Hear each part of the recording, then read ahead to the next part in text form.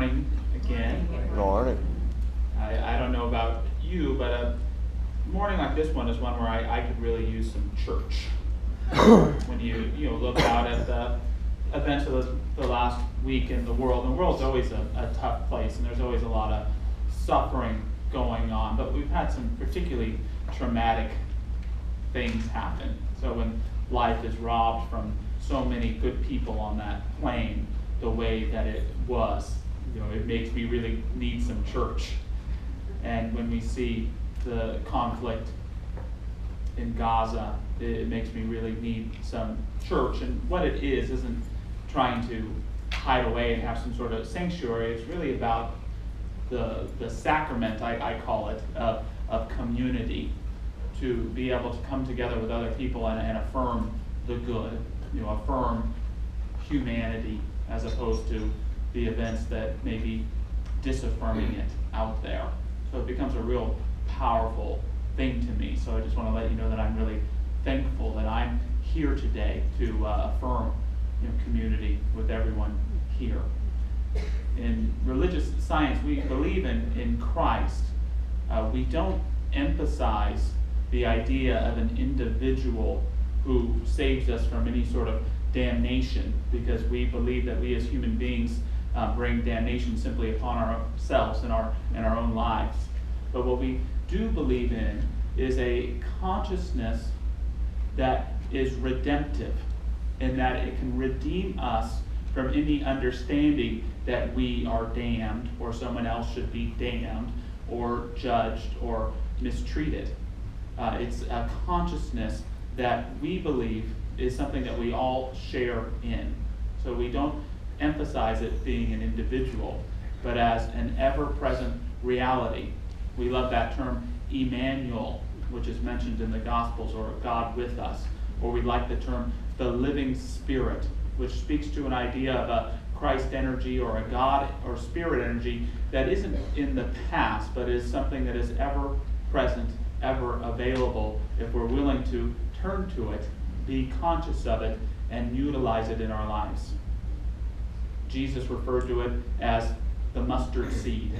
This idea, if each of us can be aware of the spiritual possibility and spiritual capital T truth of life, just as much as we might have the size of a mustard seed within us, then building all around us in our life can upspring something like a garden. If we could just have that slightest knowledge of truth within ourselves, it can overcome any other thing that we know about ourselves, bad or good, and drawn to us and built all around us can be a garden of splendor, of understanding that guides us to that truth. I like to use the term soul intentions. All of us, I believe, set soul intentions. I'm not a big soul contract guy. The idea that before you came here, you made this contract here with this person, that person, because I'd probably be in a lot of breach of contract with different things here and there.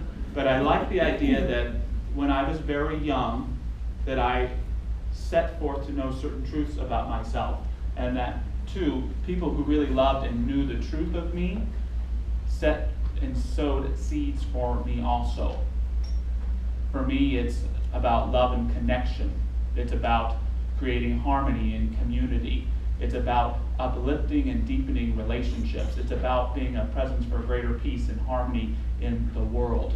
Those kind of soul intentions. I believe whatever stories I get caught up in life about, how much money's in my bank account, or oh, I can't believe so-and-so said that about me, or whatever story I'm caught up in, that still, those soul intentions, even if they're the size of a mustard seed, still reign the world of within me and draw to me and me to those experiences that help me realize and embody those soul intentions. So I hope you have an idea perhaps of what those soul intentions may be in your life, and I hope you perhaps resonate with whatever he's talking about up there in terms of the experiences and relationships that you've drawn to yourself in your life.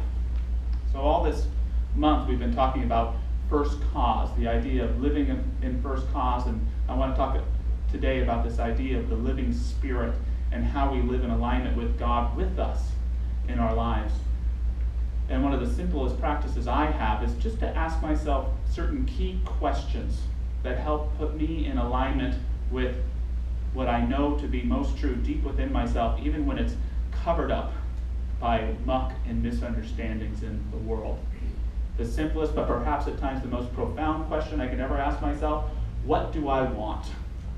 What do I want? What do you want? What do you want? I don't mean to sound rude, but what do you want? And I like this question in the sense of its broadness. I want health, I want happiness, I want security, I want fulfillment, and I liked it in the sense of its practicality. I wanted some orange chicken and a Sprite. Because it has that dual power, but there's a spiritual power in our answer to this question, what do I want? Because I don't think you can really articulate what you want unless you already have a sense of an inward experience of what it is. The only way I'm going to want orange chicken is if I could already taste it and have a knowledge of it within myself. Well, the same with fulfillment, the same with health, the same with love, the same with harmony. I have to have a spiritual understanding of the wholeness of what that is already.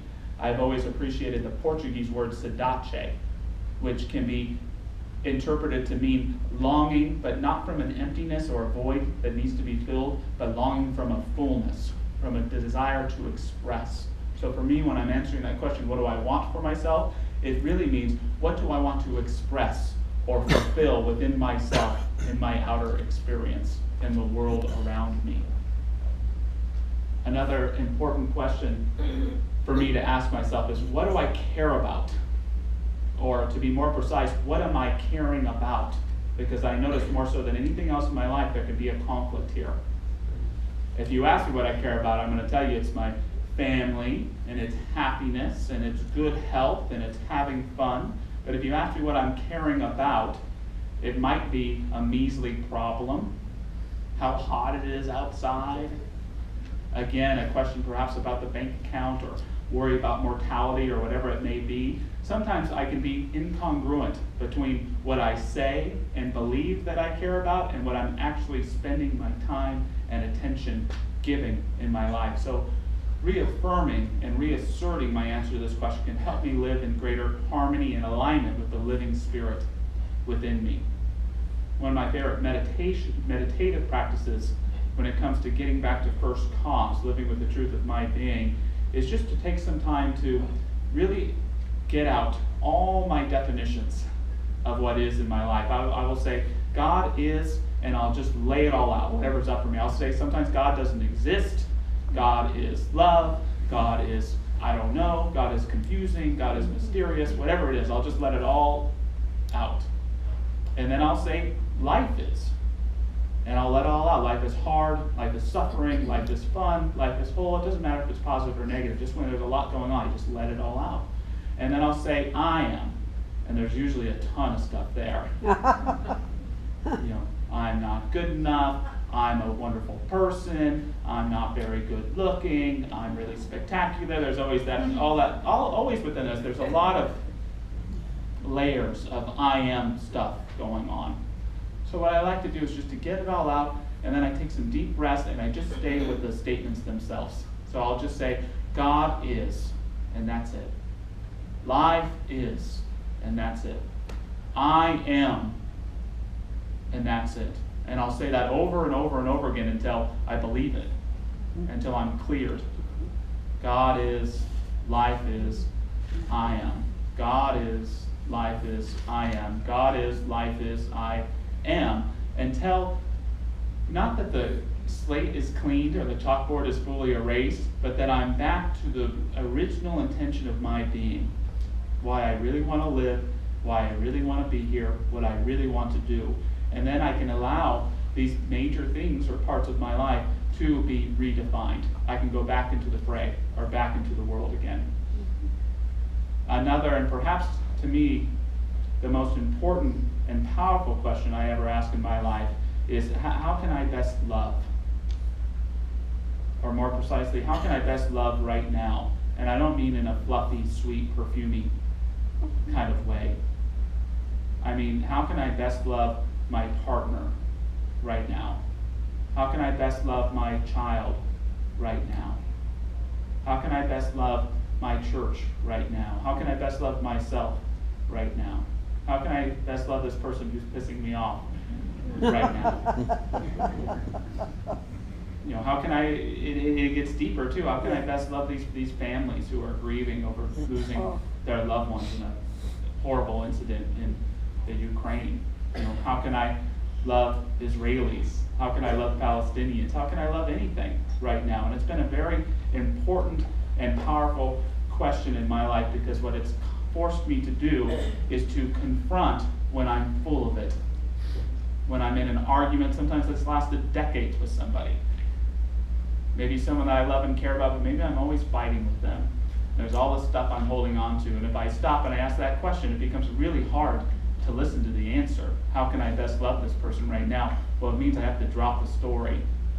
I have to drop the problem that I'm making so significant in order to melt, in order to love and care about this person, or to love myself and do what's best for myself in that moment. I love something that Ernest Holmes said. He said, "Love is the victor in every case.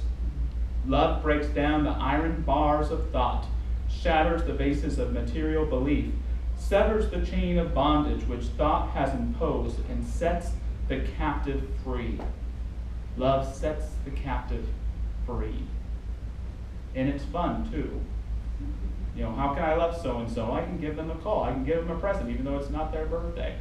How can I love myself? Well, I can eat something a little, maybe even a little sweeter. I deserve it. It's a powerful question. How can I best love? And I think it has global implications too. I think that Martin Luther King asked himself the question, how can I best love white segregationists? I think that Gandhi asked himself the question, how can I best love British imperialists? I think Jesus asked the question, how can I best love my enemies? And when we respond to the answer, we are responding with that Christ mind. We are responding from that living spirit that knows unity, that knows